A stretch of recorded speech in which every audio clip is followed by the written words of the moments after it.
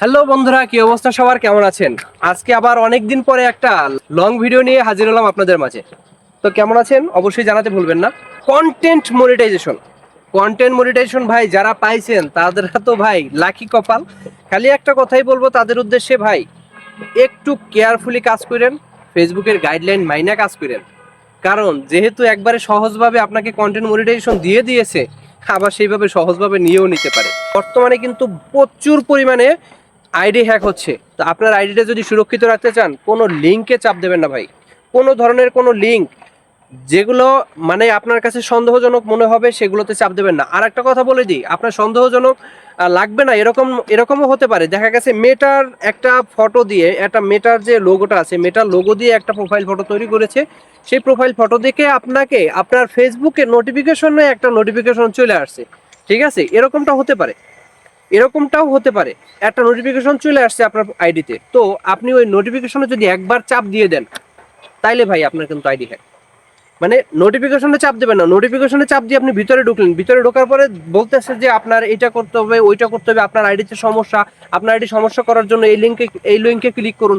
এই ধরনের যদি কোনো সমস্যা আছে, আগে আপনি নিজের আইডিটা চেক করুন, আপনার আইডিতে কোনো সমস্যা আছে কিনা সেটা চেক করুন। যদি আপনার আইডিতে কোনো সমস্যা না থাকে, আপনি ওই ধরনের কোনো লিঙ্কে চাপ দেবেন না। আমি এরকম অনেক দেখেছি, ডাইরেক্ট বলতেছে যে তার আইডিতে তার পে আউট সেটআপটা কমপ্লিট হয়নি, কিন্তু আমি ভিতরে ঢুকে দেখি তার পে আউট সেটআপ একদম ওকে আছে, একদম ওকে আছে, তার পে আউট সেটআপ সম্পূর্ণ কমপ্লিট। কিন্তু তার মেইলে একটা মেইল এসেছে যেখানে বলতেছে মেটার লোগো দেওয়া, মেটার ছবি দেওয়া, সব কিছু দেওয়া, বলছে যে এখানে নাকি তার পে আউট সিস্টেমে সমস্যা আছে, তার পে আউট সেটআপটা আবার নতুন করে করতে বলতেছে। ভাই এটা একটা ফাঁদ, এইটা একটা ফাঁদ। এই ফাঁদে পা দিয়েছেন, আপনার আইডি শেষ। আশা করি ব্যাপারটা বুঝতে পেরেছেন। তো বেশি বেশি এই ধরনের কাহিনী হচ্ছে এখন। তো হ্যাকারদের হাত থেকে বাঁচতে চাইলে অবশ্যই লিঙ্কে, অন্যান্য লিঙ্কগুলোতে ঢোকা বন্ধ করুন, বা কোনো লিঙ্কে আপনি চাপ দেবেন না। আর বাহিরের থার্ড পার্টি অ্যাপসগুলো খুব কম ব্যবহার করবেন, তাহলে আপনার আইডি সুরক্ষিত থাকবে। তো অবশ্যই সাবধান। যারা যারা এখনো কন্টেন্ট মনিটাইজেশন পাননি, তাদের উদ্দেশ্যে বলছি, ভাই আপনি একটু রেগুলারলি ঠিকভাবে কাজ করে যান। আর বেশি বেশি ফটো আপলোড দেন। বেশি বেশি বলতে আবার দৈনিক 5টা 7টা ফটো আপলোড দিন। চেষ্টা করবেন 1 থেকে 2টা ফটো আপলোড দেওয়ার প্রতিদিন। টেক্সট আপলোড দেবেন প্রতিদিন 1 থেকে 2টা, এবং ভিডিও আপলোড দেন 2টা করে। পারলে একটা লং ভিডিও দিবেন প্রতিদিন। আর যদি প্রতিদিন দিতে না পারেন, সপ্তাহে কমপক্ষে 3টা লং ভিডিও রাখার চেষ্টা করেন আপনার আইডিতে। ভাই লং ভিডিও যত বেশি আপনার আইডিতে থাকবে, তত বেশি আপনার কন্টেন্ট মনিটাইজেশন পাওয়ার চান্সটা বেড়ে যাবে।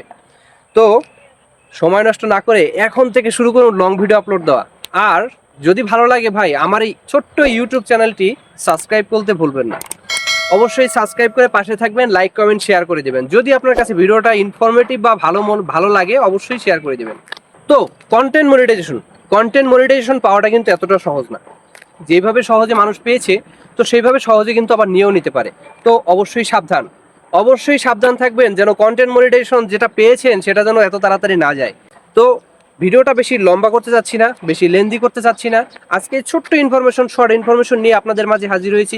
যদি ভিডিওটি ভালো লাগে, লাইক কমেন্ট শেয়ার করবেন, ইউটিউব চ্যানেলটি সাবস্ক্রাইব করবেন, আর ফেসবুক পেজটি ফলো করবেন। ধন্যবাদ।